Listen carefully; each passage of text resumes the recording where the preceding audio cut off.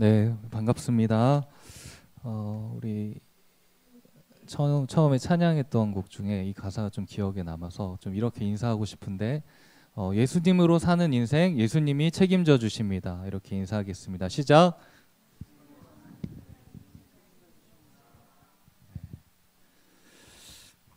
오늘 갑자기 텅 빈 거 같은 느낌적인 느낌이 많이 드는데, 이제 새 학기가 되고 또 지방으로 가고 또 여러 변동들이 많이 있는 것 같은데, 오늘 또 이 자리에 나오신 여러분들, 그리고 또 인터넷으로 예배 드리고 있는 청년들도 있을 것 같아요. 우리 하나님께서 동일한 은혜 베풀어 주시기를 바라며, 오늘 하나님의 말씀 사도행전 1장 6절에서 11절까지 보도록 하겠습니다.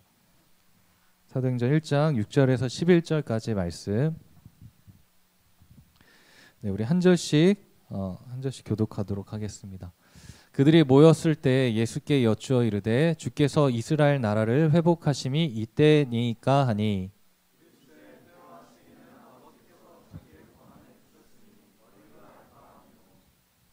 오직 성령이 너에게 임하시면 너희가 권능을 받고 예루살렘과 온 유대와 사마리아와 땅끝까지 이르러 내 증인이 되리라 하시니라.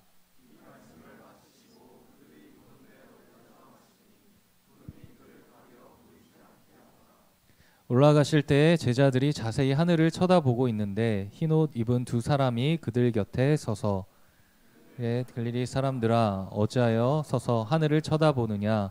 너희 가운데서 하늘로 올려지신 이 예수는 하늘로 가심을 본 그대로 오시리라 하였느니라. 아멘. 지난주 화요일에 한 성도님의 가족분이 돌아가셨습니다. 같은 날 아버지의 지인이 돌아가셨습니다. 또 같은 날 교랑이 붕괴되는 사건이 일어나 사람들이 죽게 되었습니다. 같은 날 선교사님들이 강도의 습격으로 인해 순교하는 일이 있었습니다. 우리는 이런 일들을 마주할 때 생각하게 됩니다. 이렇게 된 원인이 어디에서부터 나왔는가? 어떤 사람들은 나쁜 강도가 들어서 생각할 수 있고, 어떤 사람은 사람의 실수나 의도적인 범죄 혹은 설명할 수 없는 일들로 이런 일이 일어날 수 있다고 생각할 수 있습니다. 그 원인은 우리가 알 수 있는 것도 있고 그 진위 여부를 다 판단하지 못하는 것도 있을 수 있습니다. 다만 선한 양심을 가진 사람이라면 이런 일들을 기뻐하고 이런 일들을 원하는 사람은 없을 것입니다. 누군가의 아픔과 슬픔이 기쁨이 된다면 어딘가 상처가 있거나 무엇인가 왜곡이 되어 있거나 회복이 필요한 사람일 수 있습니다. 우리는 이 세상을 살아가면서 이런 여러 아픈 일들을 마주하게 됩니다. 그래서 어떤 사람들은 이 세상을 비하하고 하나님을 원망하기도 하죠. 그렇지만 우리가 기억할 것은 이렇게 나타나는 여러 양상들, 모양들은 하나님께서 원하시는 일은 아니라는 것입니다. 하나님께서 우리에게 원하시는 것은 사망이 아니라 생명을 주시기 원하시기 때문에 그렇습니다. 여러분들 한 주를 살아가고 또 많은 일들이 여러분들 상황 속에 있을 수 있습니다. 힘든 일이 있는 분들도 계실 수 있어요. 근데 우리가 그 상황 속에 거기에 너무나 함몰되거나 너무나 깊이 그곳에 휩싸이지 않기를 바라요. 왜냐하면 우리가 믿고 있는 하나님은 이런 어려운 일들, 악한 일들처럼 보이는 것들도 모두 선으로 바꾸실 수 있는 분이시기 때문에 그렇습니다. 우리가 믿고 있는 하나님은 죽음도 사망도 생명으로 바꾸실 수 있는 그 하나님이심을 우리가 잊지 않았으면 좋겠습니다. 근데 우리가 이런 하나님을 잊고 살 때가 있어요. 또 하나님을 오해하기도 하고 또 나의 생각으로 앞에 일어나는 일들을 판단하기도 합니다. 내 생각과 다르게 펼쳐지는 이해할 수 없는 일들 앞에서 하나님께 원망도 하고 불평도 갖게 됩니다. 여러분들이 원하는 대로, 내가 생각하는 대로 이 세상이 다 펼쳐지길 원하죠. 우리들의 인생도 그렇고. 근데 그렇게 되지 않는 게 사실 어쩌면 되게 감사한 일이에요. 다행인 것입니다. 안 그랬으면 우리가 이 자리에서 보지 못했을 수도 있어요. 사실 우리들이 생각과 우리들의 앞에 펼쳐지는 것과 또 하나님께서 우리를 향한 계획은 차이가 있을 수 있다라는 거예요. 하나님이 우리에게 원하시는 것은 뭔가 다른 게 있을 수 있다. 그러니까 오늘 우리가 이 말씀 앞에서 하나님께서 우리들에게 원하시는 게 무엇인가 함께 알아가는 시간이 되었으면 좋겠습니다. 우리가 이제 사도행전을 같이 살펴보고 있는데 사도행전이 사도들의 행전이고 성령의 행전이다. 영어로도 액츠, 움직이는 이야기였는데 지난 시간 우리가 예수님께서 말씀하신 게 뭐였습니까? 이 예루살렘을 떠나지 말고, 그러니까 움직이지 말고 하나님께서 약속하신 것을 기다리라. 그렇죠? 기다리라고 하셨어요. 움직이기 전에 기다리라. 그리고 이제 오늘 본문이 시작이 되는데 오늘 본문에서 이 제자들이 그 말씀을 듣고 뭐라 하냐면 질문을 합니다. 이 질문은 뭐예요? 관심을 나타내는 겁니다. 우리 질문을 통해서 이 제자들이 이 사람들이 관심을 갖고 있는 것이 무엇인지 알 수가 있어요. 그들의 관심이 무엇입니까? 6절 말씀 보면 이렇게 나와요.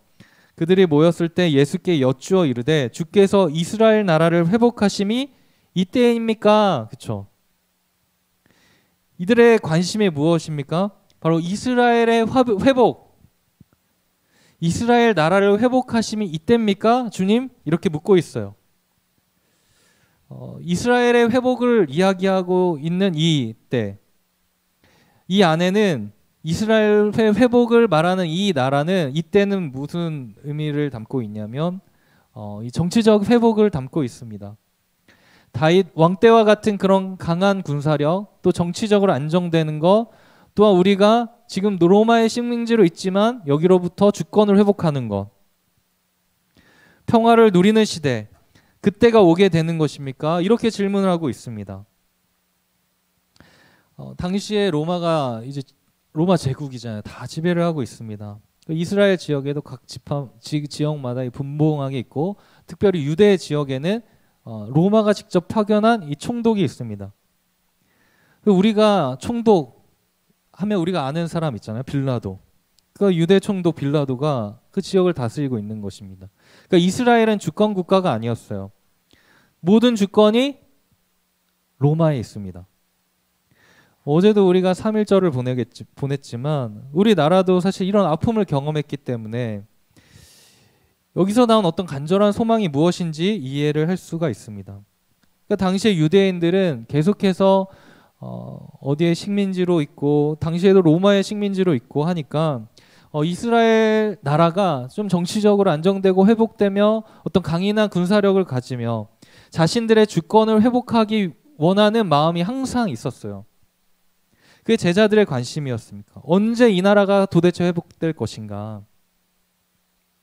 이스라엘 회복, 어떤 눈에 보이는 정치적인 회복, 그런 것에 대한 관심, 여러분들 어떻게 생각하십니까? 이거 어떤 측면을 생각해 보면 정치와 종교를 하나로 볼 수 있는 종교 일치의 관점에서 생각해 볼 수 있어요. 여러분들 기독교는 종교 분리입니까? 아니면 종교 일치입니까? 정치랑 종교랑 하나가 되어서 이렇게 나아가는 겁니까? 아니면 정치랑 종교는 좀 구분이 되어야 됩니까? 우리가 사실 성경에서 초기 기독교를 생각해 볼 때는 사실 이 세상의 어떤 권세와 정치와는 분리된 것처럼 보입니다. 그렇죠? 교회는 이 세상에 환난을 당하고 핍박을 당했어요. 기독교의 10대 박해가 있잖아요. 그게 콘스탄틴 대제가 기독교를 공인하기 전까지, 밀라노 칙령을 내리기 전까지 10개의 거대한 박해가 있었습니다. 그 박해가 지속되었어요. 기독교인들은 이 세상에 어떻게 보면 환난을 당하고 박해를 당했었습니다. 정치적인 것과 힘과는 거리가 멀어 보이고 세상에 박해를 받았습니다. 그런데 그럼에도 불구하고 그리스도인들은 계속해서 늘어납니다. 이게 되게 굉장히 신비한 아닙니까? 마치 출애굽기 1장에서 이집트에 의해서 이스라엘 계속되는 고역과 노역, 박해를 당할수록 오히려 이스라엘 백성들은, 자손들은 점점 더 번성해졌다. 그렇게 된 것처럼 말입니다. 하나님은 여전히 이 세상의 어떤 것과는 관계없이 어떻게 보면 우리들의 시선에는 그것에 의해서 하나님의 계획이 실패하는 것처럼 보일 수 있지만 하나님은 그런 것과 관계없이 하나님의 일을 이루어 가시고 계시죠. 이 세상에 엄청난 박해가 더 크게 보이지만 하나님의 계획은 그것에 의해 막혀지지 않는다. 하나님은 하나님의 계획을 지속해서 이루어 가신다라는 것입니다. 우리들 눈앞에 보이는 어떤 이 세상의 힘, 권세, 정치 이런 것들이 중요해 보이는 것 같아도 하나님의 계획은 그것보다 더 클 수 있다라는 겁니다. 그렇게 기독교인들이 수많은 박해에도 불구하고 기독교가 공인되기 전까지 계속해서 불어납니다. 그리고 이제 시간이 되고 기독교인들이 점점 많아지게 돼요. 이제 감당할 수가 없어요. 그리고 콘스탄틴 황제가 밀라노 총령을 통해서 이 기독교를 공식적인 종교로 인정을 합니다. 그리고 이제 분위기가 달라집니다. 기독교가 이 세상에 거대한 힘과 같이 그 힘을 갖게 되는 겁니다. 오히려 이제 기독교인이 아니면 핍박을 당하고 환난을 당하고 손해를 보게 되는 그런 시대가 점점 이루어지는 거예요. 기독교가 공식 종교가 되고 이제 그 안에 들어오지 않으면 더 어려워지니까 많은 사람들이 기독교인들이 됩니다. 근데 그 기독교인들이 되어도 무늬만 그리스도인들도 많이 있겠죠. 진실된 그리스도인들도 있지만 그렇지 않은 다른 목적을 가지고 교회에 들어오는 사람들도 있을 수 있습니다. 어찌됐든 계속해서 기독교는 교회는 힘이 점점 거대해지고 힘이 점점 생기게 되는 것이죠. 힘이 생기면 어떻게 돼요? 타락해요. 어떤 공동체든. 교회도 역시 타락을 합니다. 그 안에 어떤 일들, 그것을 다시 갱신하고자 하는 수도원 운동도 일어나는 것이고 우리가 잘 아는 종교개혁 1517년 종교개혁도 일어나는 것이죠. 그러니까 어떤 측면에서 종교와 이 세상의 권세가 분리되었던 시기도 있지만 또 일치되어가는 모습의 시기도 있었고 각 시대마다 좀 다 다를 수가 있어요. 그런데 종교가 일치되면 나타나는 문제들 중에 하나가 있다면 이 세상이 다스리는 어떤 힘과 이 세상의 권세와 권력과 예수님이 말씀해 주신 거 그리고 성경에서 가르쳐 주시는 어떤 그 권위와 권세 이런 것과 좀 혼용이 되거나 착각에 빠질 수 있다라는 그런 문제가 있을 수 있어요.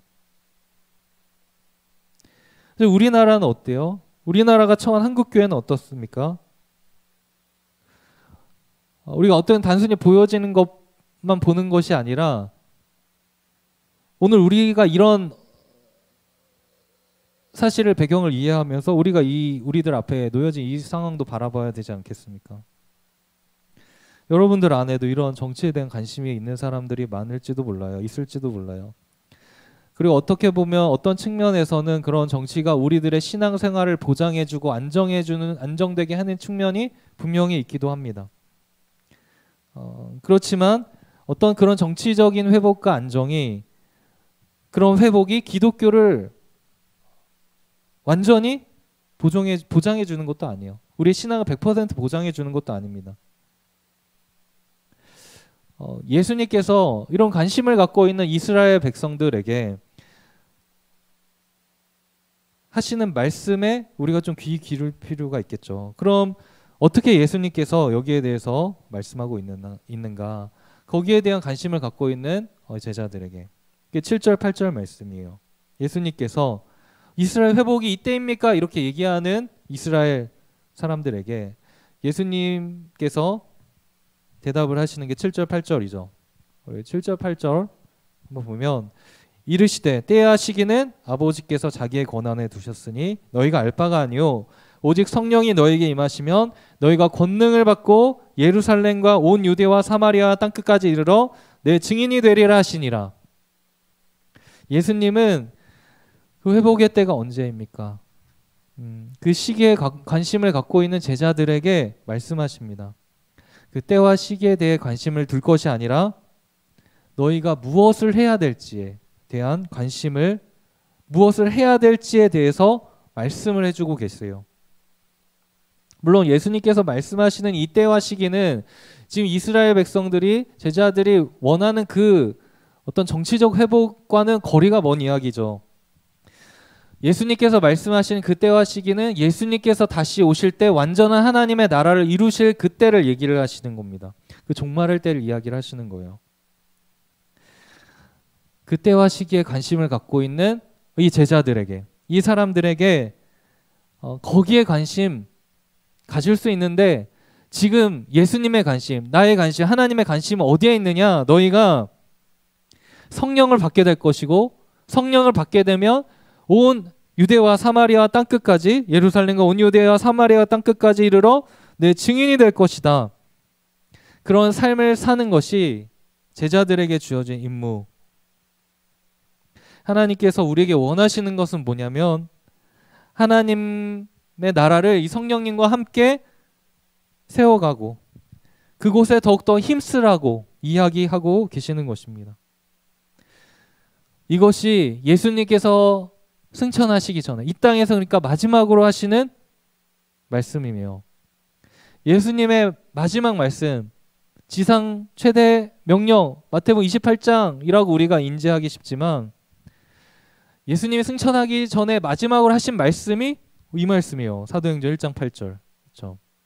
성령이 임하시면 예루살렘과 온 유대와 사마리아와 땅끝까지 이르러 내 증인이 될 것이다.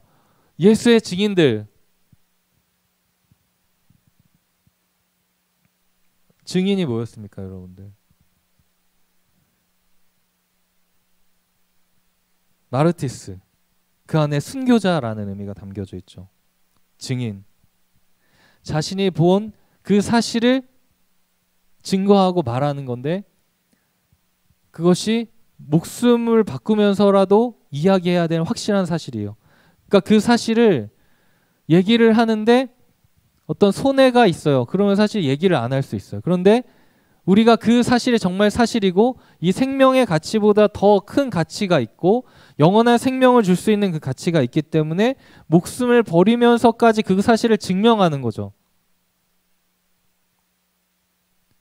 그게 증인입니다. 증인의 삶을 우리들에게 살아가라고 말씀해 주시는 거예요. 복음을 전하는 삶, 증인의 삶. 여기에는 어떤 대상에 제한이 없어요. 예루살렘, 유대, 사마리아, 땅끝. 이 점점 확장되는 개념이거든요. 끝까지. 당시의 땅끝은 스페인을 가르쳤지만 여기 안에는 모든 민족, 모든 나라, 모든 종족들을 향해 우리가 이 복음을 들고 예수의 증인이 되어야 된다. 이 복음은 누구에게나 열려 있는 것입니다. 근데 여전히 우리는 이 복음을 우리 안에 가둘 때가 많이 있죠. 내가 싫어하는 사람한테는 얘기하고 싶지도 않죠. 어떤 혈통의 장벽이 있을 수 있고, 우리가 가지고 있는 어떤 편견의 장벽이 있을 수 있고, 나라의 장벽이 있을 수 있습니다. 사상의 장벽이 있을 수 있어요. 근데 그 모든 것들을 다 허물고 모든 곳에 가서 영원한 생명의 주인이신 예수 그리스도를 전하라고 하시는 것입니다. 복음에는 차별이 없어요. 복음은 어떤 특정한 사람들에게만 전해지는 게 아닙니다. 어떤 비밀스러운 곳에만 복음이 전해지는 것도 아니에요. 저 높은 왕에서부터 더 낮은 자리에 있는 모든 사람들에게 선포되어야 되는 것이 복음이다. 지금도 미전도 종족들이 많이 있습니다. 아무도 관심을 갖지 않고 있어요. 지금도 누구는 묵묵히 그곳에서 예수 그리스도의 복음을 전하고 있습니다. 그곳에 선교하시는 선교사님들 계시고 여러분들 중에서도 이런 선교사님들이 나올 수 있죠.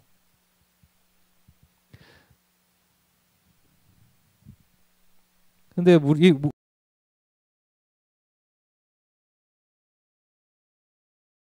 삶을 살 수는 없을 거예요.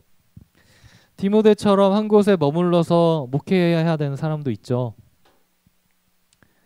브리스길라 아굴라처럼 자신의 직장에서 일하고 삶의 터전에서 복음을 증거하는 증인들도 필요합니다. 부르심에 따라서 증인의 삶을 사는 거예요. 여러분들이 지금 부르신 그 자리에서 증인의 삶을 사는 것입니다. 여러분들이 이 마음으로 가득 차 있다면 여러분들이 있는 어느 곳이든 내가 예수님을 어떻게 하면 전할 수 있을까라는 생각으로 가득 차 있을 거예요.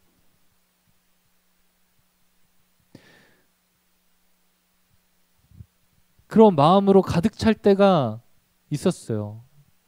지금도 있긴 있지만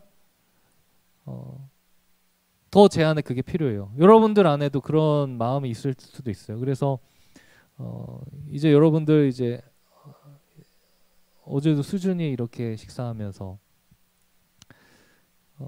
제가 지금 인생의 최고점을 찍고 있거든요. 지금 거의 지금 0.1톤이 그 정도의 지금 키로수가 나가고 있어요. 그래서 운동을 해야 되지 않는가 이런 생각도 하게 돼서 여러분들 혹시나 그 다이어트 하고 싶은 사람 있으면 지금 공개 모집을 할게요. 그래서 한 목표치를 세워가지고 한번 뺐으면 좋겠어요. 관심 있는 사람 이렇게 해서 한번 진짜 했으면 좋겠어요. 근데 예전에 제가 이제 헬스장도 다니고 이렇게 했었는데 헬스장에 갈 때도 제가 그때 복음으로 충만할 때 어떻게 하냐면 이 트레이너한테 이 센터에게 어떻게 하면 좀 트레이너들한테 이 복음을 전할 수 있을까 이런 마음이 가득 찼었어요 진짜. 그래서 어떻게 하냐면 성탄절이 다가와 초콜릿을 사가지고 거기에다가 이렇게 라벨지에다가 예쁜 문구를 만들어서 보통 그거 교회 선생님들한테 하거나 청년들한테 하거나 이렇게 하는데 그때 막 복음으로 충만할 때 그런 때가 있었어요. 그리고 지금은 이제 미용실을 가니까 미용실 그 청년의 나이 청년이에요. 그분이 왔으면 좋겠는데 같이 기도했으면 좋겠어요. 미용실 그 미용하시는 그분, 여러분 트레이너 그분 왜 만나게 해주셨을까? 여러분들의 육체를 건강하기 위해 만나기도 하셨지만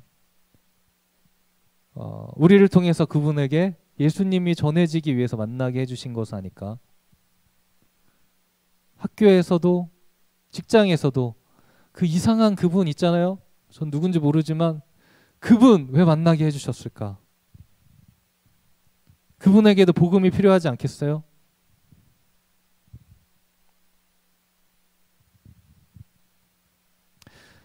이 세상 사람들, 여러분들 때로는 우리가 교회에서 많은 사역들 하고 그러면 아무것도 안 하고 그냥 다 팽겨쳐버리고 여행 가고 싶고 그런 마음 들 때가 있죠. 우리 친구들은 없어요. 우리 청년들은. 그럴 때가 혹시 있을 수도 있어요. 근데 그것도 한 번, 두 번 가면 그렇죠. 이 세상 사람들 어떻게 해요? 매주마다 해외 여행 가고 뭐 어디 캠핑 가고 이래도 사실 그 안에 채워지지가 않아요.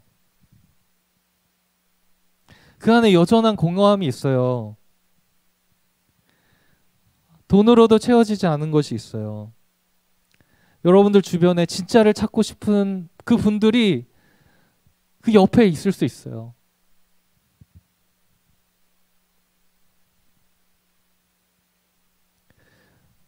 그 사람에게 복음을 전해줄 수 있는 사람, 예수님을 전해줄 수 있는 사람이 어디 있을까요? 누가 있을까요? 그래서 여러분들 그 자리에 둔 거예요. 저를 이 자리에 둔 거고. 성령께서 여러분들을 도와주실 거예요. 예수 그리스도의 증인이 될 수 있도록 함께 해주실 거예요. 여러분들 그 마음으로 나아가고자 한다면 그렇게 성령을 받게 되고 증인이 될 것이다. 그렇게 말씀하시고 예수님께서 어떻게 하십니까? 9절부터 보면 예수님께서 마지막 말씀을 마치시고 어떻게 해요? 올라가세요. 올려져 가시니 그들이 보는 데 올려서 가시니 구름이 그를 가려 보이지 않게 하더라. 승천하셨다. 그 예수님을 계속해서 바라보고 있습니다. 사람들을 바라보고 있어요. 그때 또 두 천사가 와서 말합니다. 11절 보면 어찌하여 서서 하늘을 쳐다보느냐 너희 가운데로 하늘로 올려지신 이 예수는 하늘로 가심을 본 그대로 오시리라. 예수님께서 그 하늘로 올라가신 그대로 다시 오신다 이렇게 이야기해요. 사실 여기 하늘은 어떤 공간적인 개념도 담아져 있죠. 실제로 올라가셨으니까. 그런데 이렇게 쭉쭉 올라가다 보면 그 공간적으로만 이해를 하게 되면 어떻게 돼요? 우리가 쭉 올라가면 어디가 돼요? 우주가 나오고 우주의 어떤 별이 될 수도 있고, 공간적으로만 생각하면 예수님이 어떤 별에 있다가 이렇게 오시는 그런 거 아니잖아요. 그러니까 여기 안에는 또 신학적인 의미가 담겨져 있어요. 하나님의 통치의 개념도 담겨져 있고, 하나님께서 주권을 행사하시는 의미도 담겨져 있어요. 이 하늘이라는 것. 그래서 결국에 예수님께 다시 올라가셨다가 다시 오실 겁니다. 중요한 건 뭐냐면 올라가신 그대로 다시 오실 것이다라는 거예요. 다시 오신다. 재림이죠. 부활하신 그 모습을 그대로 다시 오시게 될 것입니다. 우리 눈에 보이는 그대로 재림하시게 될 것입니다. 그때 우리는 모두 다 예수님을 보게 될 거예요. 예수님이 다시 오신다는 것은 어떤 의미가 있습니까? 예수님 처음에 이 땅에 오셨을 때 초림할 때는 어떤 분으로 오셨어요? 구원자로 오셨어요. 구원자. 근데 예수님 다시 오실 때는 심판자로 오신다. 그렇죠? 우리가 오늘도 사도신경 고백했잖아요. 산자와 죽은 자를 심판하러 오시리라. 그날은 우리가 모든 것들을 하나님 앞에 결산하는 날이기도 해요. 우리가 주님 앞에 서서 우리들의 했던 것들을 얘기할 때가 오게 되기도 합니다. 로마서에도 보면 이러면 우리가 각 사람이 자기 일을 하나님 앞에 하나님께 직고하리라. 그날이 오게 돼요. 예수님 다시 오실 때. 그 마태복음 18장 보면 결산할 때 천국 마치 결산할 때다 이렇게 표현하면서 1만 달란트 빚진 자의 비유를 얘기합니다. 용서하지 않으면 용서함이 없습니다. 마태복음 25장에서도 우리 달란트 받은 거 그대로 결산할 때가 와요. 그럼 인자가 자기 영광으로 오는 모습을 천사들과 함께 오게 될 것이다. 영광으로 모든 천사와 함께 올 것이다. 그때 뭐가요? 양과 염소가 구분된다. 결산하는 날이 오고 영원한 천국과 영원한 지옥이 그때 확실히 있게 될 것입니다. 그때 우리는 영원한 하나님의 나라에 들어가게 될 거예요. 그때 하나님께 남는 게 있죠. 그 나라에, 영원한 나라에 이 땅에서 주님을 위한 것들만 영원히 남게 될 것입니다. 우리가 특별히 예수 그리스도의 증인으로 살아가는 그 삶을 위해서 살았던 희생과 마음과 시간과 이 모든 것들이 남게 될 것입니다. 주님이 원하시는 그 한 영혼을 위해서 여러분들이 했던 그 눈물과 기도, 그게 남게 될 것입니다.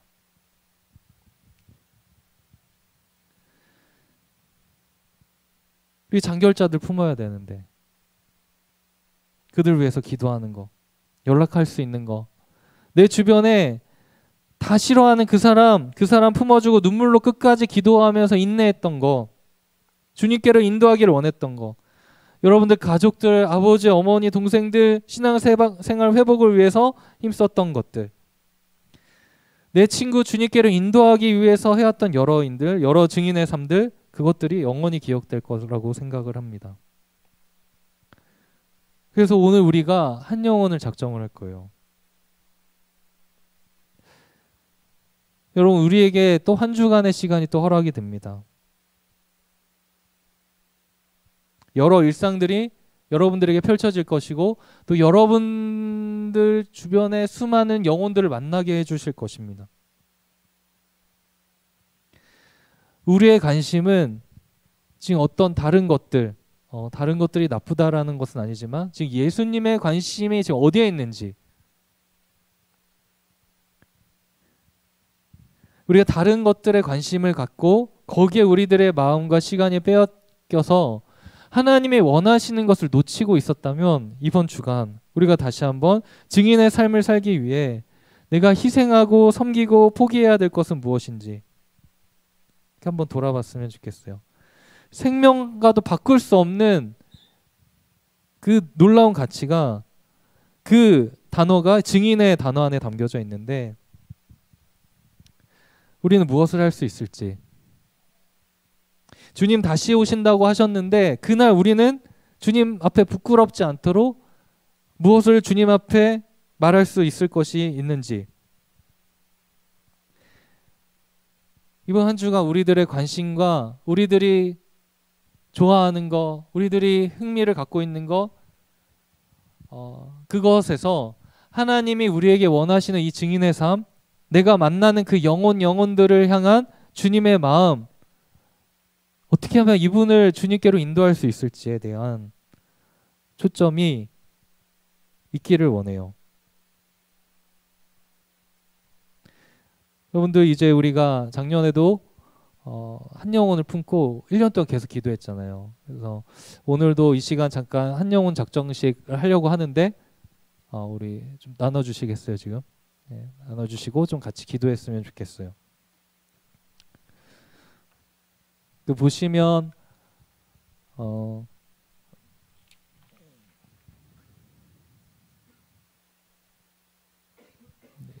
이거 반주 한번 해주실래요? 부르신 곳에서. 네.